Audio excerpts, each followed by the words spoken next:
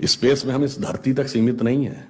हम वो पहली संस्कृति हैं जिसने तारों की भाषा दुनिया को सिखाई, जिसने नक्षत्रों को संज्ञा दी, जिसने आकाश से गंगा निकाली और जिसने सागर पर सेतु बनाया। मैं तो यह भी पूछना चाहता हूं मेरे भाई, जिन लोगों को लगता हो कि यह कल्पना है, वैसे तो वो आपके अज्ञान के कारण कल्पना लगती, जैसे बहुत सी चीजें विज्ञान की आज से 100-150 साल पहले कल्पना लगती थी, पर उनसे पूछ लो कि भाई ऐसी कल्पना भी तुम क्यों नहीं कर पाए। उसके लिए भी तो इतनी विराट दृष्टि चाहिए कि आप आकाश गंगा तक सोच सकें। तो इससे आप समझिए कि स्पेस में हमारा विस्तार कहां तक था। अब टाइम पे आइए, अभी 2 महीने पहले हम लोगों ने अपना नववर्ष मनाया, तो अभी क्या चल रहा है, ईस्वी संवत 2021। तो किसी का 2021 चल रहा है, किसी का 1400 से चल रहा है। हमारा वैसे टेक्निकली ही सबसे पुराना है 2071, उससे पहले 5100 से अधिक युधिष्ठिर संवत, और हमारा सबसे पुराना संवत क्या है, ब्रह्म संवत, जो 1,97,40,28,000 कुछ 100, मुझे एग्जैक्ट फिगर नहीं याद है, वहां तक 1.97 बिलियन ईयर्स। बाकी दुनिया में कोई भी सभ्यता 1000 से ऊपर नहीं जा पाई। किसी संस्कृति में कहा गया 14,000 साल पहले दुनिया बनी, किसी ने कहा 7,000 साल पहले दुनिया बनी, किसी ने कहा 30,000 साल पहले दुनिया बनी। कोई 1 लाख तक भी नहीं पहुंचा और हम 1.97 बिलियन तक पहुंचे। और इसकी प्रामाणिकता क्या है, इसकी वैज्ञानिकता क्या है, इसका प्रमाण देता है दुनिया का सबसे बड़ा कॉस्मोलॉजिस्ट कार्ल सेगन। और ये कार्ल सेगन कोई छोटा मोटा आदमी नहीं था। आप में से जो लोग विज्ञान में रुचि रखते होंगे उनको पता होगा कि first man made object which has gone beyond solar system, सौर मंडल के परे जाने वाला पहला मानव निर्मित उपग्रह वॉयेजर है, जो 1978 में छोड़ा गया था। उस वॉयेजर में एक संदेश अंकित किया गया, उसमें चित्र भी बने हैं, भाषाएं भी लिखी हैं, तरह तरह की वॉइस रिकॉर्डिंग भी है। उस संदेश को जिस कॉस्मोलॉजिस्ट ने बनाया उसका नाम है कार्ल सेगन। तो आप समझिए वो कितना बड़ा और कितना महत्वपूर्ण व्यक्ति था। कार्ल सेगन लिखा है, only the ancient cosmological calculations of Hindus matches with the modern scientific calculations because they went to the billions। और आज हम मानते हैं कि 4.5 बिलियन ईयर है अर्थ की आयु, 1.97 बिलियन हमारे यहां मानी गई। कार्ल सेगन कहता है others were not able to even reach 100,000 and Hindus have calculated up to billions। तो अब ये एक वैज्ञानिक कह रहा है कि हमारा टाइम में कितना लंबा व्याप है और स्पेस में कितना लंबा व्याप है। तो आपको यह समझना चाहिए कि जिसे हम सांस्कृतिक राष्ट्रवाद कहते हैं वो कितना गहरा और गंभीर है। अब मैं आपसे कभी पूछूं कि दुनिया में सभी धर्म संस्कृतियां दावा करती हैं कि हमारे पास बिल्कुल अलग विचार है, हमने बड़ा अच्छा विचार दिया है। अगर हम आपसे पूछें कि हमारी संस्कृति में ऐसा क्या है जो दूसरे में नहीं है, बहुत से लोग कहेंगे साहब उसमें बड़ा सदाचरण की बात कही गई, नैतिकता की बात कही गई। तो लोग कहेंगे ठीक है भाई, दूसरी जगह भी कही गई, शायद कोई फॉलो करता है या नहीं करता। पर मैं अगर आपसे पूछूं कि वो चीज बताइए जो हमारे यहां लिखी और दूसरी जगह लिखी ही नहीं, वो क्या है? आप सबने नाम सुना होगा, Vedic mathematics. Have you ever heard of mathematics as a part of religious text? ये सिर्फ हमारे यहां है। गणित धार्मिक पुस्तक का हिस्सा है।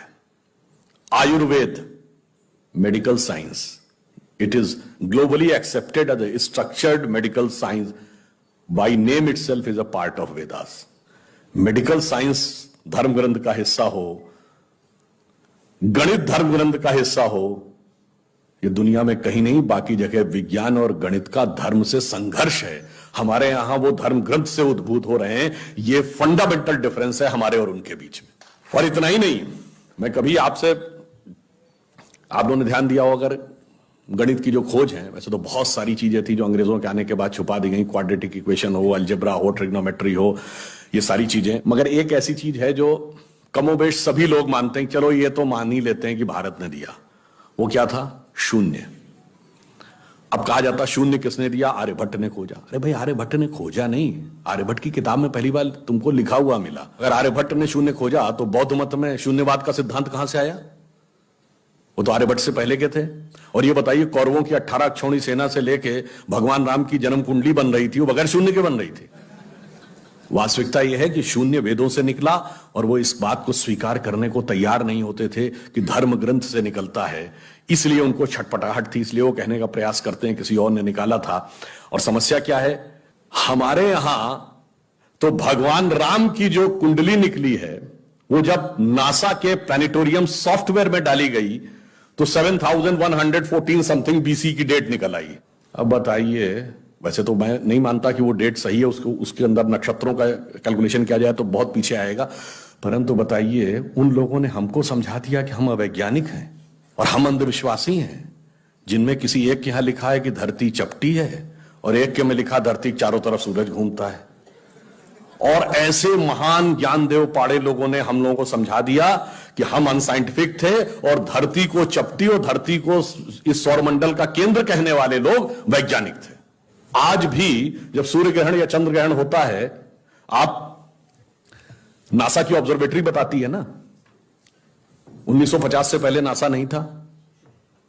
आप जाके पूछिए, गांव में कोने में बैठे हुए किसी पंडित से कहिए, पंडित जी पंचांग में देख के बताओ सूर्य ग्रहण कब है, और जो वो हमारा पंचांग बताता है और जो नासा की ऑब्जर्वेटरी बताती है, कभी उसमें दिन तो छोड़िए घंटे और मिनट का भी अंतर देखा है? हमारा तो कैलकुलेशन 5500 साल से एज इट इज चला रहा है, और उसके बाद उन्होंने हमें बताया कि हम अवैज्ञानिक हैं। आज भी आप बताइए, उत्तर भारत में उतना नहीं दिखता, दक्षिण भारत के मंदिरों में जाइए, नवग्रह बने हैं तो सूर्य केंद्र में है कि धरती केंद्र में है? सूर्य के 7 किरणें होती हैं, 7 घोड़े सूर्य के बने कि नहीं मंदिरों में? अब बताइए, ऐसा हमारे दिमागों में भर दिया जाता है। हम सब ने, हम लोगों ने भी विज्ञान में पढ़ा कि सबसे पहले 9 ग्रहों की खोज किसने की? केपलर ने, Kepler's law of planetary motion. हम सब ने, जिसने फिजिक्स पढ़ी होगी 10वीं 11वीं 12वीं में, कभी न कभी Kepler's law of planetary motion पढ़े होंगे कि केपलर ने सबसे पहले बताया कि 9 ग्रह होते हैं। अब ये बताइए, इधर जब हम पूजा करते हैं तो पंडित जी हाथ में जल ले क्या बोलते हैं? ब्रह्मा मुरारी त्रिपुरांतकारी भानु शशि भूमि सुतो बुधश्च और गुरुश्च शुक्र शनि राहु केतु सर्वे ग्रहा शांति करो भवन्तु। अब ये 9 ग्रहों के नाम केपलर बताए थे कि पंडित जी बताए हैं, और हजारों साल से बता रहे हैं। और उसमें मजे की बात यह है कि मंगल के लिए भूमि सुत यानी भूमि का बेटा, धरती का बेटा शब्द है। या अब जाके साइंस ने यह कन्फर्म किया है कुछ समय पहले कि एक थ्योरी है कि कभी एक जमाने में बहुत बड़ा एस्टेरॉयड टकराया था कि धरती से, और धरती का एक टुकड़ा अलग हो गया था, वही टुकड़ा बाद में मंगल बन गया। और भूमि सुत हमारे यहां लिखा हुआ, मंगल के पर्यायवाची में भूमि नंदन भूमि सुत जैसे शब्द हैं। अब आप देखिए क्या वैज्ञानिकता है और कैसे उसको इसमें सम्मिलित किया गया। मैंने क्यों बताया, हमारे यहां विज्ञान और धर्म इस कदर एक मत है कि ये उनकी बुद्धि परप्लेक्स हो जाती है कि कैसे हो सकता है।